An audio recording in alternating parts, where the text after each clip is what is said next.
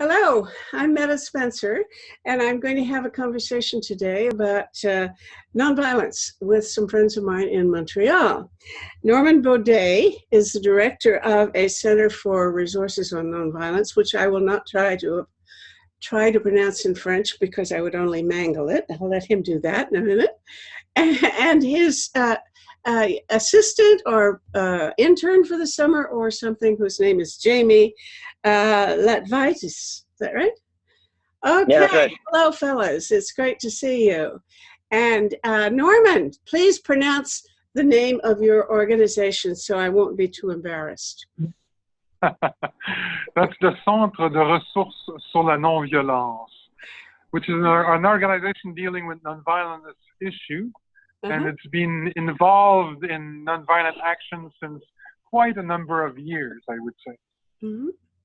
Indeed. I knew you 30-some years ago, and I think you were just sort of getting started then, weren't you? And you led a march to New York, to the UN, wasn't it? Yes, right. I was part of it. Well, we haven't kept enough in touch. I run Peace Magazine, and we should, both be Canadians. We should be in touch a lot. So, and Jamie, I hear you're a student at, is it Concordia? That's right. You are. What are you studying? I did fine arts, philosophy, and political science. Okay, good. Well, and for the summer, you're working on a project at this Center for Nonviolence. On what? Tell us about your work. That's right. So there's some more concrete projects like making videos, documenting recent social movements that were successes. And afterwards, it's also participating in conversations about basically looking at all the pieces that are present in society now and how we can make those work together. So basically developing strategies from an exterior point of view, looking at every facet of the situation and trying to figure out how it could work together for a common purpose. Mm-hmm. Well, when you find that out, you better let us all know, because this is the big mystery for every social movement organizer in the world.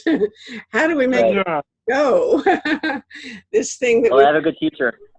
Yeah, well, very good. And you've got a good teacher in Norman. So hello, Norman, again. And tell me about this Center for Resources on Nonviolence.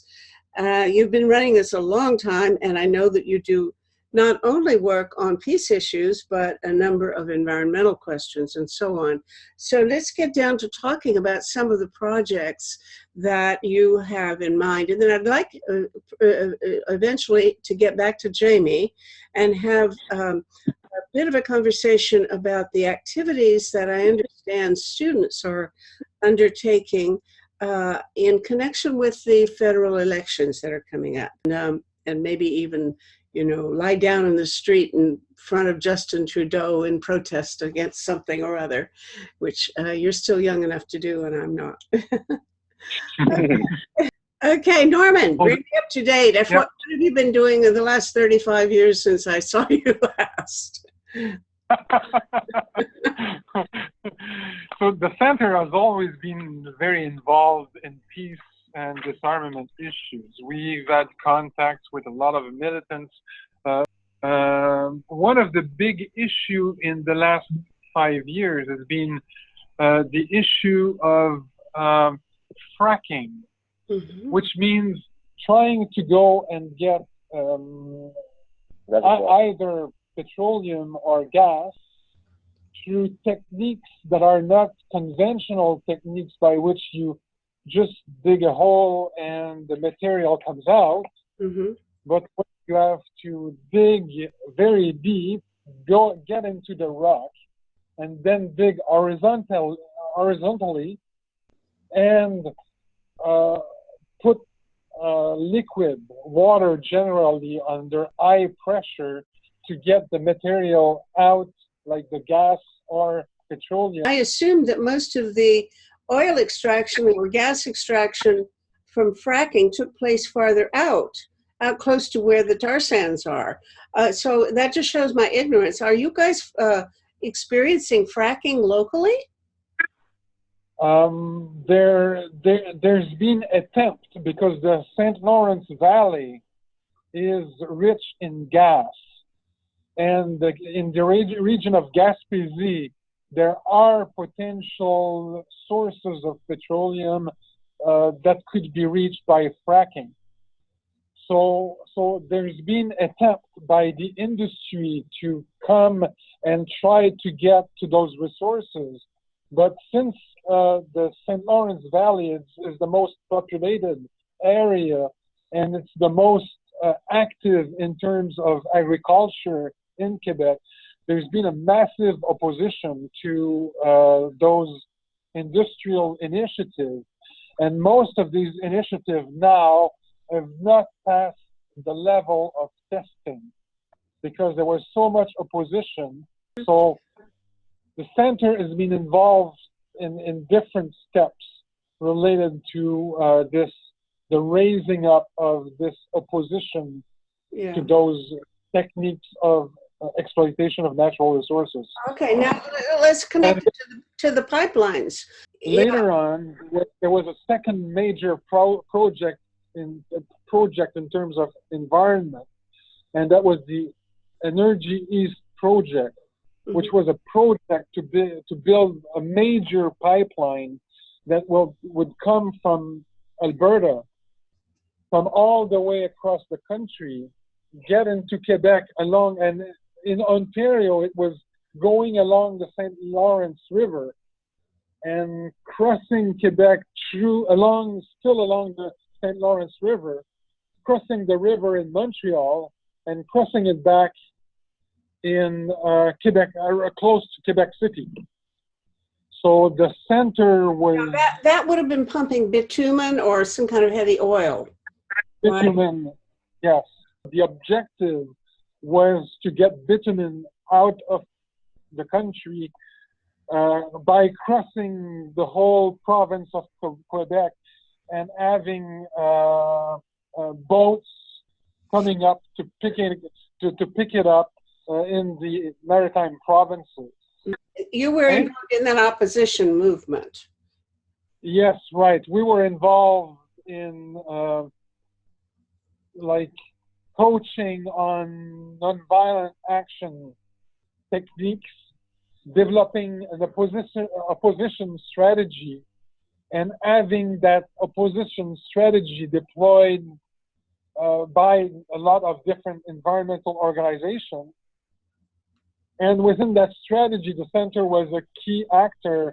The project was along the shore of the St. Lawrence River, which is the main water supply for the majority of the population of Quebec, and that none of the water treatment plants for drinking water was adapted to clean up hydrocarbon from the water. I'm curious, which was the major objection? Did people oppose this primarily because they didn't like what it was going to do with respect to the environment, the danger to the river and possible pollution? Or was it mainly that it was going to contribute to your Quebec's greenhouse gas emissions and make it harder to live within the limits of the Paris Agreement? What was it that mattered most to the general public? That's the basic of a nonviolent struggle strategy, is to identify what is the specific issue that will hit people home, that will hit people directly. So there was a lot of discussion among different environmental organizations in Quebec during that campaign, and many organizations were defending many orientations for the struggle. And in terms of message to carry, the greenhouse gases was one of the messages, the potential message. Pollution of rivers was another one.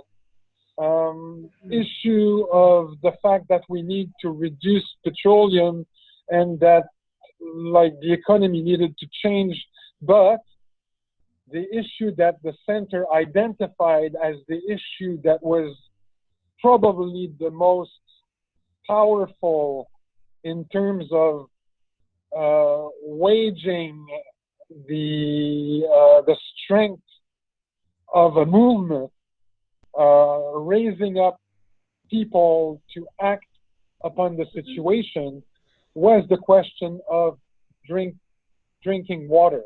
Oh, okay. Once the movement really picked up on this aspect, then the balls started to roll. We were able to mobilize, and the center was also part of the strategy of mobilizing most of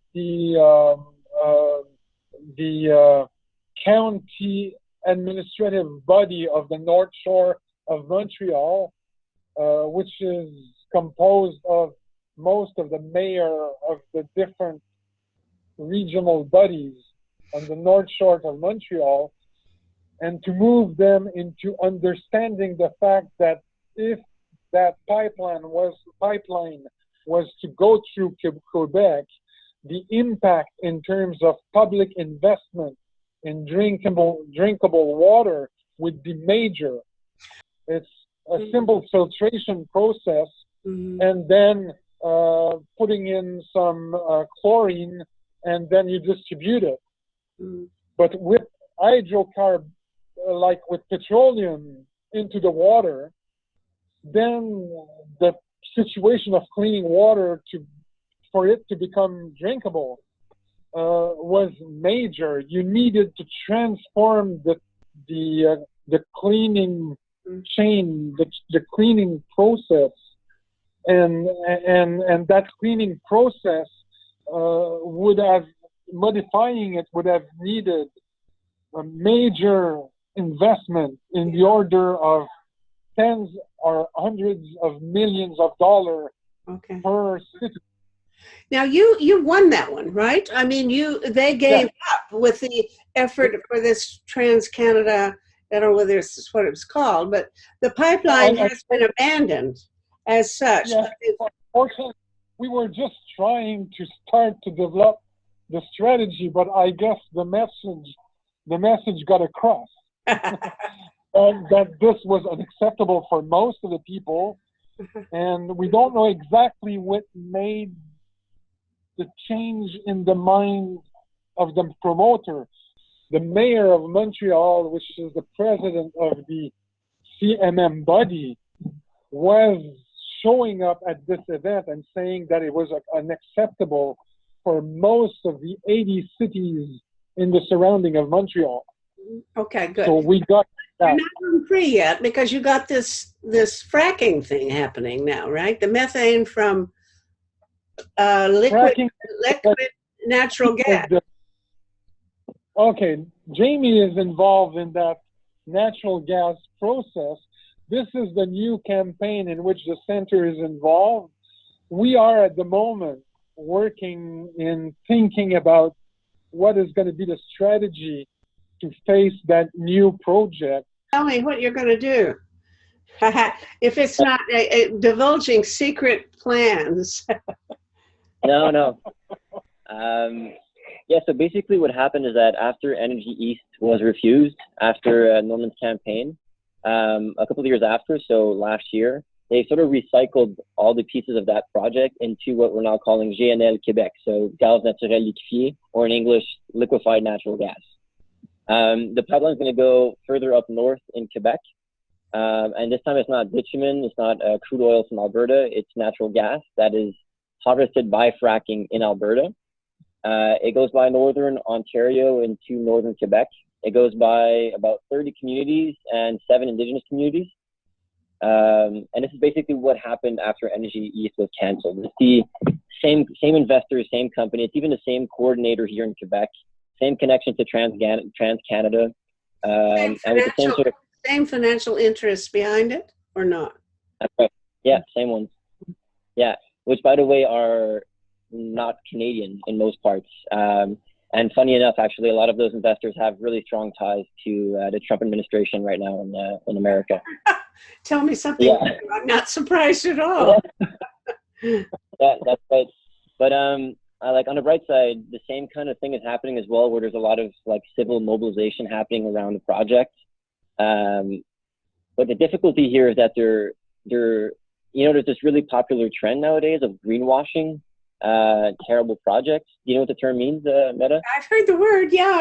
Whitewashing, but with green paint. Yeah, it's the same thing. It's basically just putting a green face on a project that's not green. Like, for example, TransCanada changed their name to TC Energy, and their website is like redesigned, and they're putting environmental initiatives on the forefront when it's only a minor facet of their company. But yeah, no, what's happening is that people are mobilizing despite that. They see through the BS of the company. And yeah, so what we're doing right now is trying to connect all these different organizations that are across Quebec in different communities affected by the pipeline. And we're trying to elaborate a strategy so that all these efforts can go into the right places to make sure that we actually succeed in not making a pipeline pass. Okay. Actually, Jamie is involved a lot in the student movement, mobilizing on the issue of climate change at the moment. Mm-hmm. So what we're trying to do at the moment is to link that project to greenhouse GHG, greenhouse gases. Yes. Okay. So yeah. we're trying to link the two issues, and Sure. we're trying to figure out the way of making the issue of this gas line so important to people that people will mobilize even very far away from the installation, because it's really on the north part of Quebec. Populated. Okay, now didn't I also hear that it goes through a lot of Indigenous lands, and that those people, their approval is required, and there may be financial incentives for them to buy into it. So what is the probability that they will say nothing doing, go away? It depends really, because like it's a complicated political matter when it comes to Indigenous communities, because it's going to depend on the kind of education they get from the project. Meaning that right now, most of the consultations that are being done with the communities are being done by the companies that are pushing for the project to go.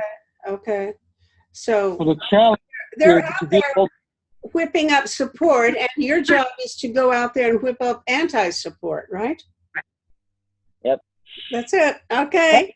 So you're going to go toe to toe with the representatives of big oil and big gas, right? Look, right. those guys are hefty. But that's part of it. But we've seen them before. It's not that we've never had to face them in the past. Yeah. Okay. And also, one of the challenge also is because we know that the mobilizing potential in Montreal, in Quebec, along the St. Lawrence River, which is the most populated area in Quebec, the mobilizing power is quite good. There's a potential that is there, and there's an increasing sense of urgency on the issue of climate. We got around 400 cities now that have declared climate emergency in Quebec.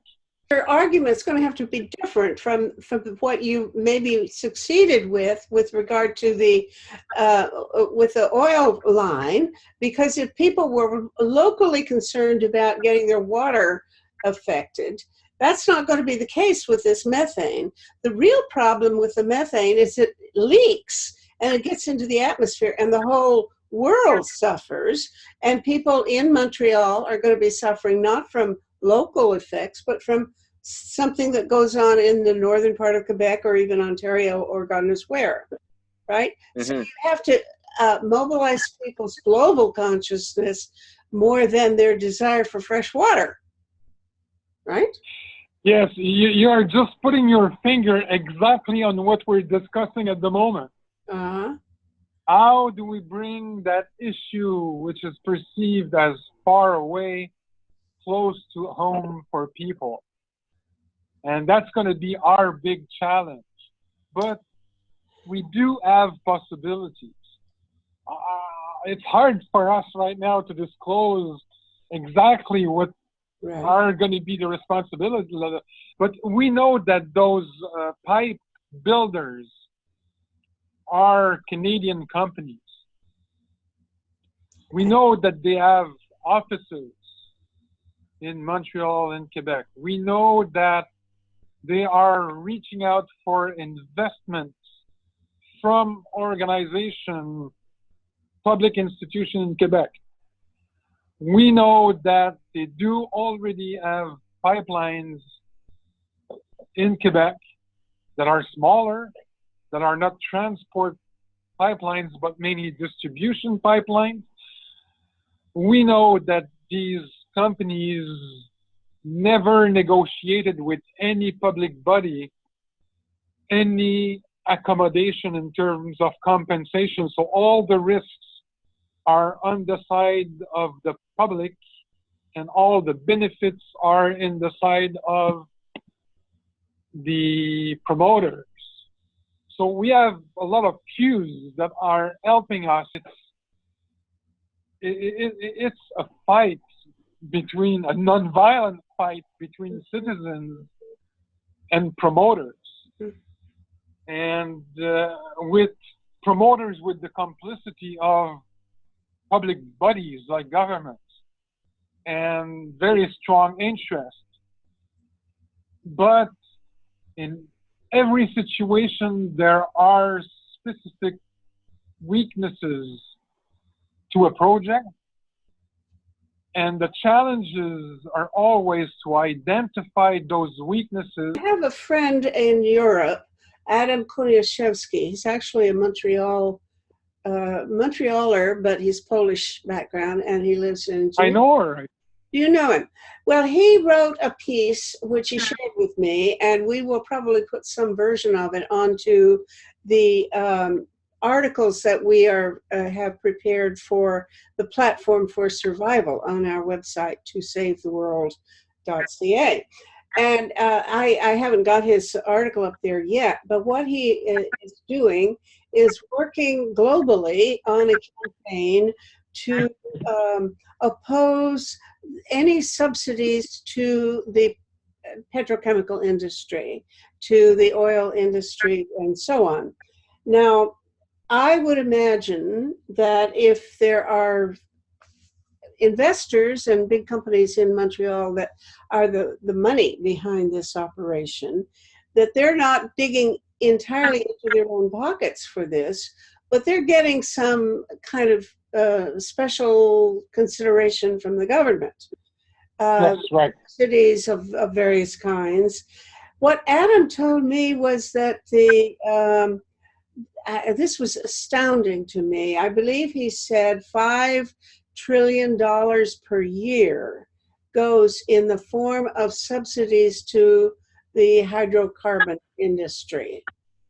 And that one way or another, oil pipelines or God knows what, that $5 trillion a year for the world. Now, if you get rid of that $5 trillion subsidy, your life ought to get a lot easier, Norman. Yours too, Jamie, right? How would you go about doing that? Are you in touch with those people who are working on the opposition to oil subsidies? That's part of the issues that student climate movement in Montreal is pushing forward. Jamie, you... Yeah, definitely. A lot of these student campaigns here in Montreal started from groups in universities called Divest, like Divest Concordia or Divest McGill. These little clubs were basically focusing all their attention on getting their institutions, getting the universities to divest from the oil industry out west. Mm-hmm. So part of the fight we're going for now is sort of separating our dependence on the oil industry, allowing institutions to place that money somewhere else, and at the same time not show support for the companies, but also like releasing and letting go of that dependence we have on the financial gains that are done by the oil companies. And one thing that you may like is that we're working right now with the students during that political campaign to make the issue of climate and climate emergency a national security priority or a global security priority. So we will need help by people from the peace movement that have been reflecting for years and years and years on that notion of global security and common security. I'm thinking about Doug Roach. I'm thinking about a lot of people that have been really active in peace issue, that have been thinking about what is security. I love the language that Lloyd Axworthy introduced. Remember when he was foreign minister, he used the term human security. And really, that's the way to think of it. Anything that makes us secure is all part of thing. And I think we really have to promote that again. Indeed, that is part of our project. We have this project Save the World, and one of the planks in our platform, which, by the way, I hope you will take a good look at and maybe even endorse, and so you can advertise through our calendar. One of them has to do with sustainable common security. And of course, that's a lot more than having the United Nations Emergency Peace Service be able to go in and take care of people if they do get invaded.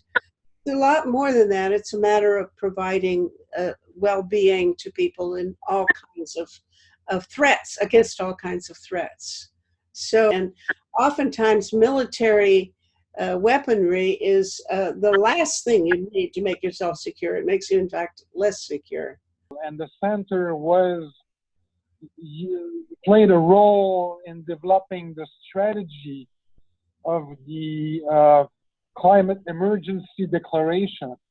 Mm-hmm. So there was a group of people that came to meet us at the center and asked us to help them to deploy that campaign to have cities and different bodies declare a climate emergency. And the funny thing is that when we worked on the declaration itself, most of the declaration that is available in English also, most of the declaration is articulated around a national or a global security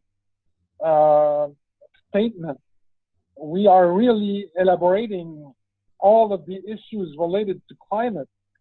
And the most impressive thing was that when we read the declaration at the end, we said, geez, nobody will ever endorse this. And most of the ecological organizations perceived it as very radical. So even organizations like our partners right now didn't want to endorse it. Well, what was there so radical about it? What were you asking for? You seem to me a sensible-looking guy. What was very radical was the fact that we were questioning. We were bringing forward the fact that if we didn't do anything right now, we were facing close to the end of humanity. You bet we are, and that's not a radical thing to say. That's a very realistic thing to say. Current issue of Peace Magazine, we have a 13-year-old girl with a megaphone out in Victoria, and one of these school strike days, she organized the whole thing, and the cover says, "Our house is on fire." And what she's doing is remember this lovely girl in Sweden, Greta Thunberg, who's trying to remind people, look, you know, you're acting like there's nothing going on when your house is on fire, stupid, get up. And that's exactly what we have to say more and more. There's nothing radical about that. That's real. Yeah, but the surprising is that we were going to municipal councils and regional governing bodies, and we were asking people to deposit the declaration and have them endorse it. And they did. And why? Because they are the ones that are facing the reality. They are the ones that are called upon when a tornado comes in. They are the ones that are facing the floods. They are the ones that are facing the heat waves. So they are, we discovered that this message was striking them way more than other levels of government. At the federal government level, people think you're kind of nuts. And at the local level, they're seeing you as very sensible. Is that it? Exactly. Because when you're going at local government and you're addressing those issues, what do local government deal with generally? They deal with most of the events distressing people. For example, they're dealing with police officers. They're dealing with firemen.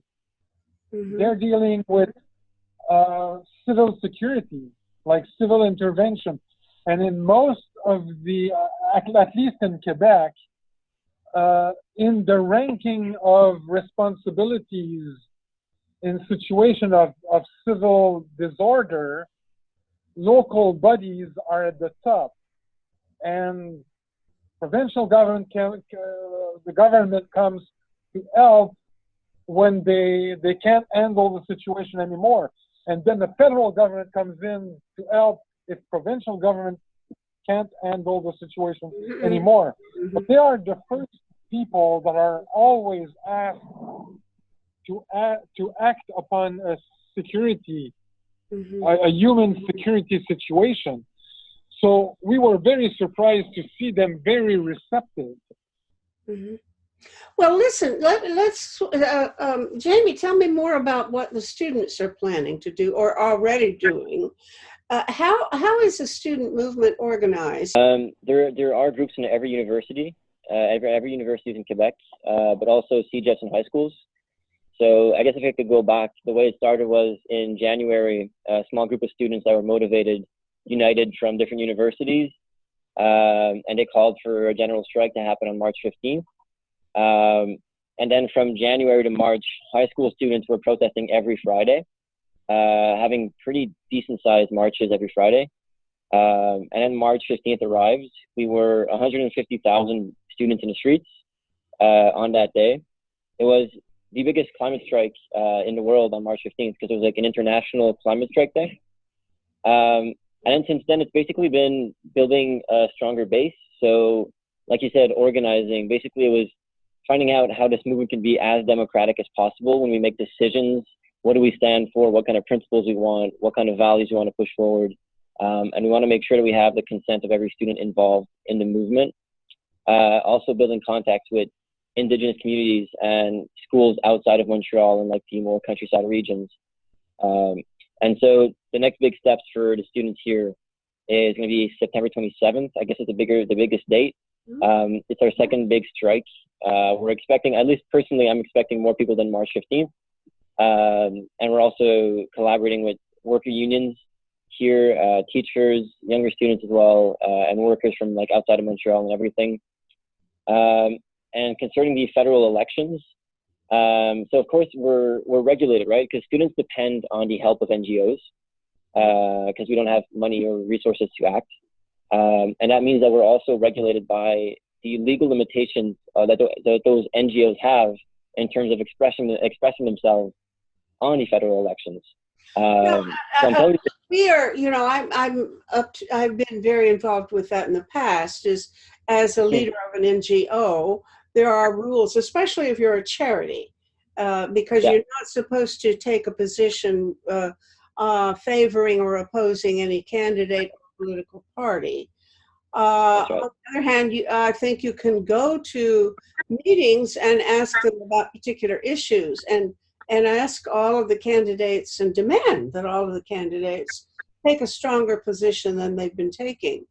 And I think that's legal. In other words, you don't jeopardize your charitable status as an NGO. Am I right?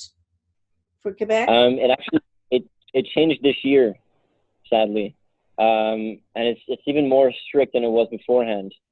Now, yeah, even the fact of questioning a candidate about a certain issue could fall in line with an illegal action of a third party.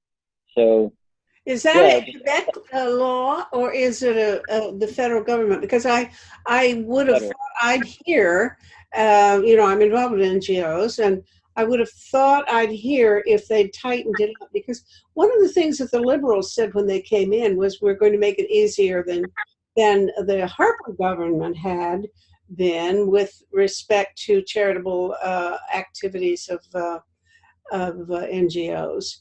And they indeed lightened up the rules, reduced the limitations for a while. Now, are you saying that the federal government itself has tightened them, or is this a Quebec initiative? I guess it's related to the body that is managing. It's not really a governmental issue, more than the entity that is directing the Elections Canada. That's right.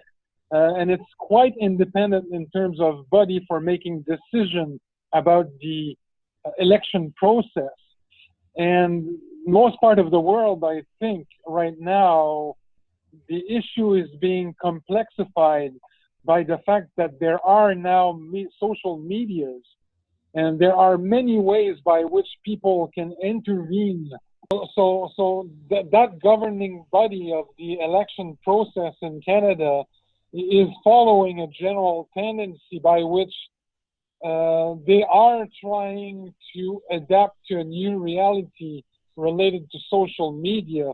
Don't be so sure that the social media now allows people to have wide open conversations. They do not. They are also, if anything, cracking down worse than maybe the government. But one interesting issue is the fact that if you bring the climate issue on the basis of local governments, like going with the issue to meet cities, having them declare emergency, having the regional bodies declare those emergency and put up some measures, nobody in the federal electoral process can say anything about this. You are not directly addressing your elected or people that want to be elected.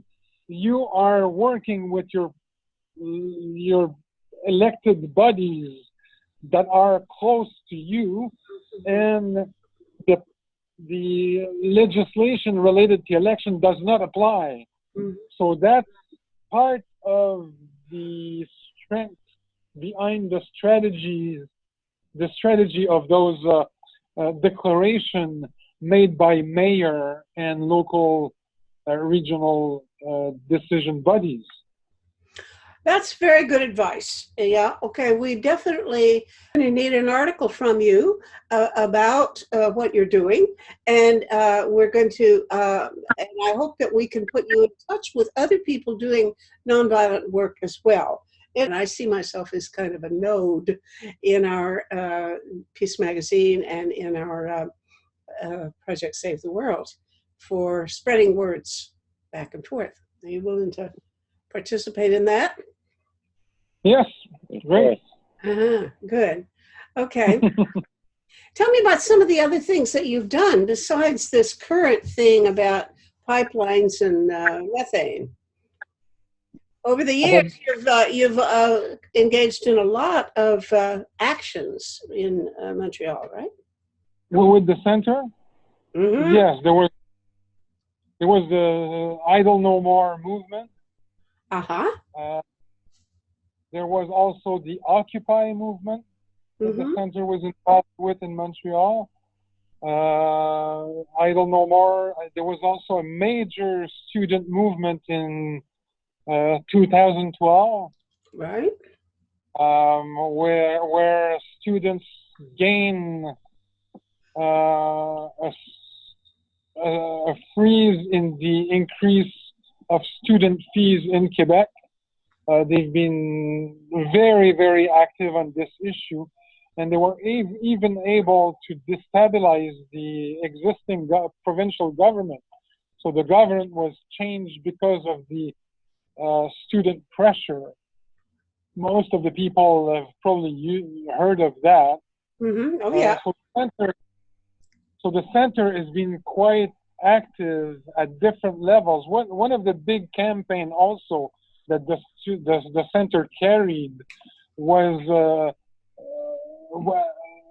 when the Canada decided to come with offensive action in Afghanistan. There was a major campaign against army recruitment in schools in Quebec, and that was very successful. And this campaign paved the way of nonviolent action and direct action that was carried upon afterwards. That was in 2010, and in 2012, the contact was quite strong with the student movement and the center. So really, we were able to work closer with the students during that struggle. So the center has been kind of being a watch buddy for social struggle and the potential of bringing up nonviolent action strategy.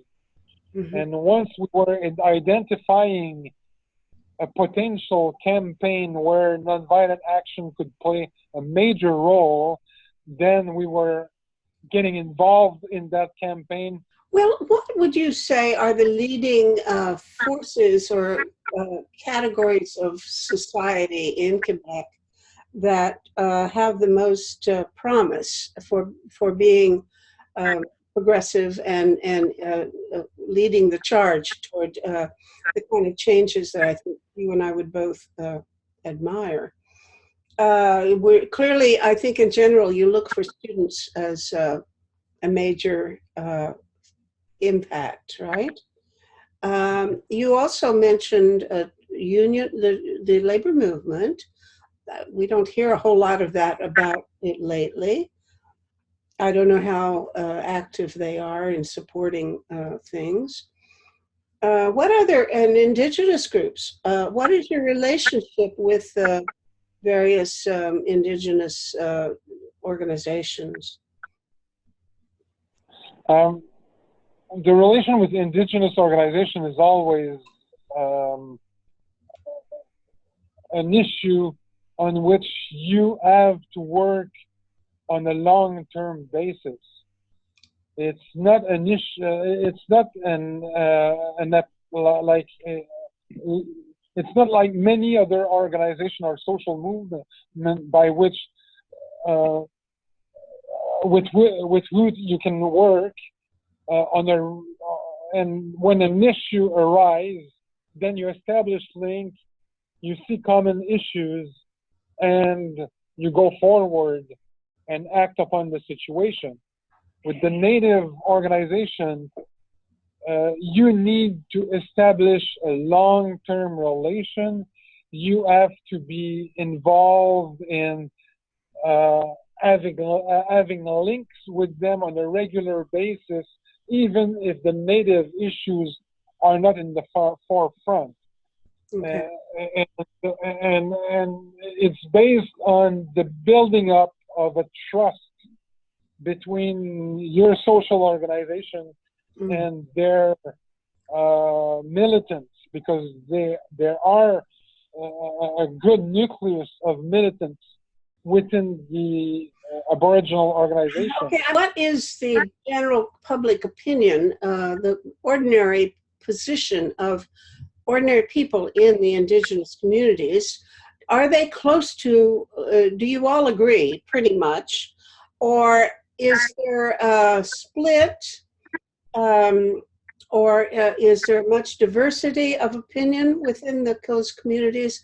I just plain don't have enough contact with the, Aboriginal communities or the Indigenous groups to have an impression of that, but I imagine you do. Where's the center of gravity as far as public opinion goes in those groups? It's very diversified. Is it?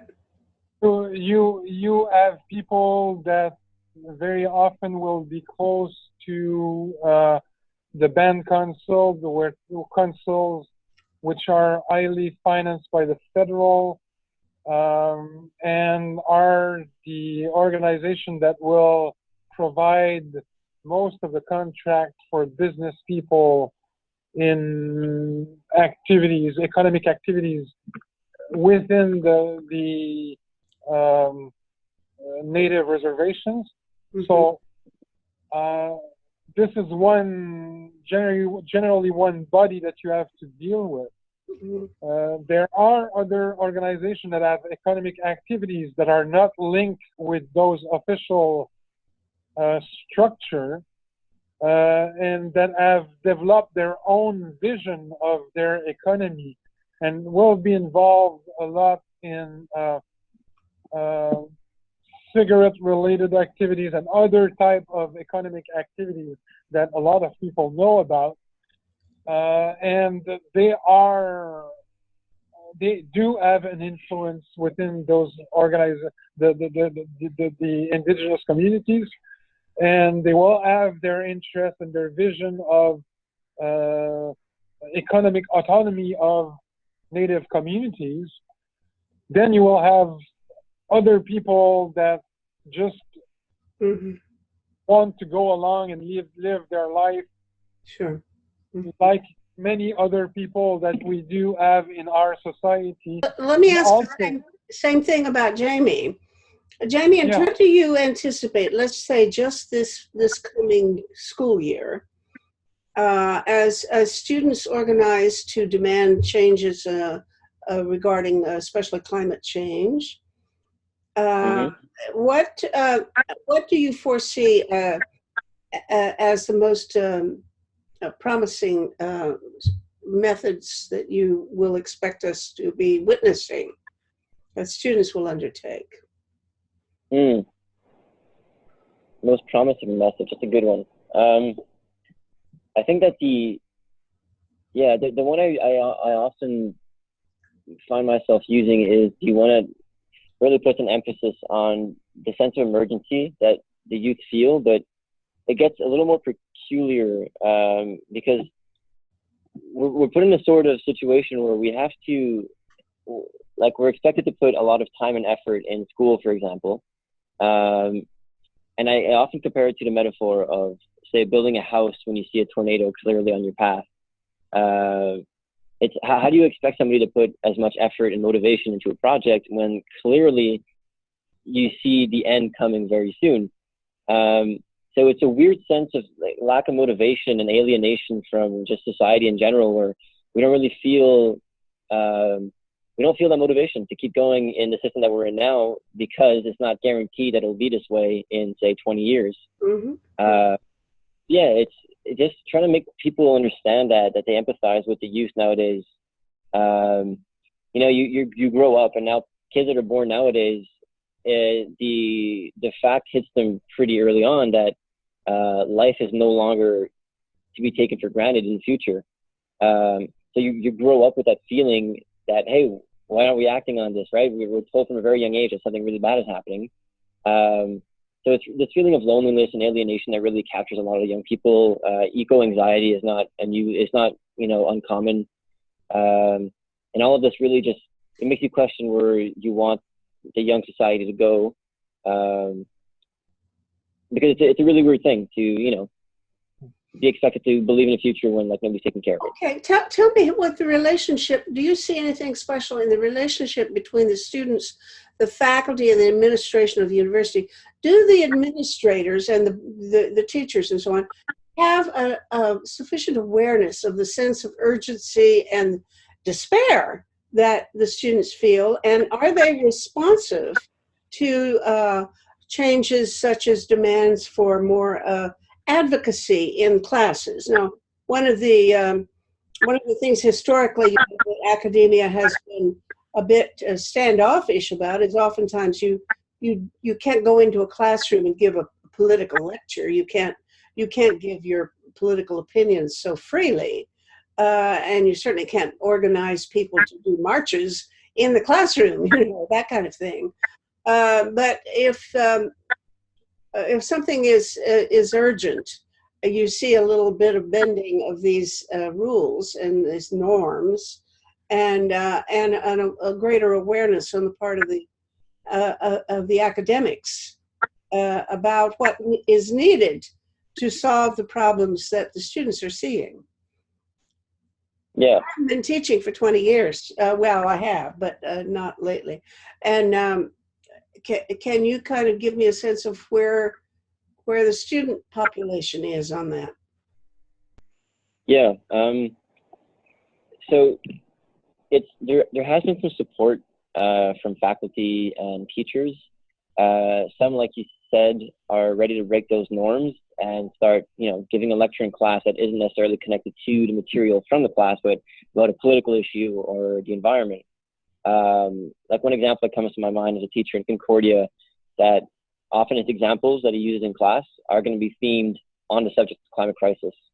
So it really just gives the students a bunch of context to know what's happening. And to answer your question, I think they're as aware of what's going on, because the facts are not necessarily hard to understand.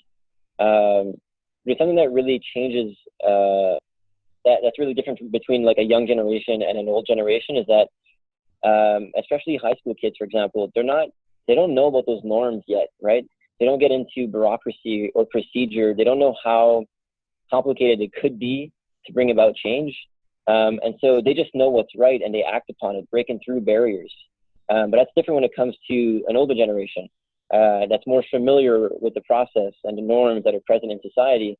They are aware of those limitations, and so they act as a weight that limits their motivation to act. And so I think that's the inspiration that the youth bring to society, is that, the youth really find it foolish that we say, oh, but it can't happen that way. It's more complicated than you think, and blah, blah, blah. The youth just say, no, this has to be done. All these procedures and processes that you're imagining, we could pass through those. There's a way of doing that, because what is right is bigger than those little processes, right? Mm-hmm. Okay. Well, you were saying, Meta, that we met probably 35 years ago, and that at this time when I got involved, that was the peace movement. That was the beginning of the 80s, and we were facing mutual insured destruction, and also the launch on warning systems, which would lead to probably global destruction without any human intervention. So I'm quite able to relate to what the young people are living through right now. Not that I faced exactly the same situation, but I think that I got involved in a context which was a context quite close to that situation. The problem with the situation of climate right now is the fact that you can't change that situation in a few days or a few weeks or a few months. If we stop combustion right now, it might take decades to be able to get results, which is the most scary aspect of what we are facing now at the moment, is that even if you do the change that are needed, results will not come maybe before 10, 15, 20, 30 years. So that is scary in somewhat. Yeah. Yeah. Well, okay. I don't want to end on this kind of note. That's a downer. Because really, you mentioned all of the problems that existed 30 years ago for disarmament activists. And the truth is, they're still there. We haven't solved them, you know? Right. We just took our eye off the ball and are looking at something else right now. And people have the idea, well, I can't solve everything. I'll pick one. And the most urgent one right now seems to be climate change. And it Yeah. certainly, you know, I don't want to say there's not, but the reality is we've got a whole bunch of issues. And climate change and war and weapons, especially nuclear, are obviously the two biggies. But there are others, and they're all connected, and we need to think of them in a systemic way. I think we have to recognize that they're all interdependent, and that when we work on it on the system, changing some of the system that we've got, every contribution to it is a contribution to the whole thing. So I want to thank you for your work, and urge us to please stay in better touch for the next 30 years than we have for the last. And give my very good wishes to you too, Jamie, and to your project. And I hope that we will stay in touch too. And bless you. Okay. And I think we're going to have to say goodbye now. And Bye. You take care. Okay. Bye. Yeah. This conversation is one of the weekly series Talk About Saving the World, produced by Peace Magazine and Project Save the World.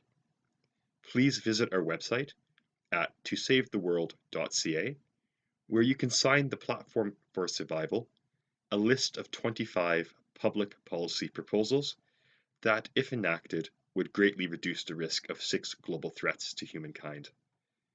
Come back next week for another discussion of a serious global issue.